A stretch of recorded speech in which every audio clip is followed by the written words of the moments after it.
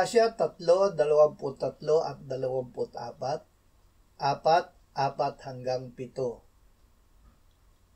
Bago dumating ang pananampalataya, nabibilanggo tayo at binabantayan sa ilalim ng kautusan, hanggang sa ang pananampalataya ay ipahayag.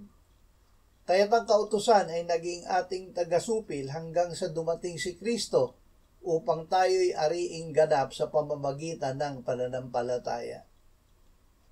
Nang dumating ang ganap na kapanahunan, isinugo ng Diyos ang kanyang anak na ipinanganak ng isang babae at ipinanganak sa ilalim ng kautusan upang tubusin ang mga nasa ilalim ng kautusan upang matanggap natin ang pagkupkop bilang mga anak.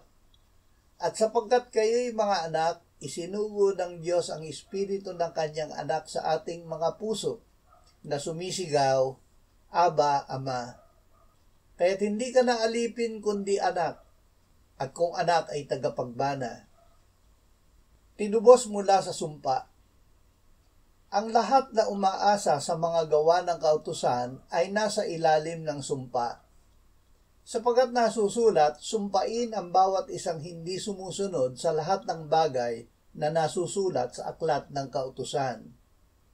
Tinubos tayo ni Kristo mula sa sumpa ng kautusan nang siya'y naging sumpa para sa atin.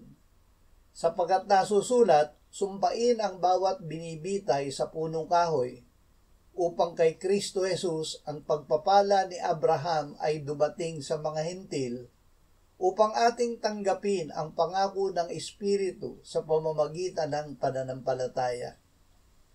Ang Espiritu mismo ang nagpapatotoo kasama ng ating Espiritu na tayo'y mga anak ng Diyos.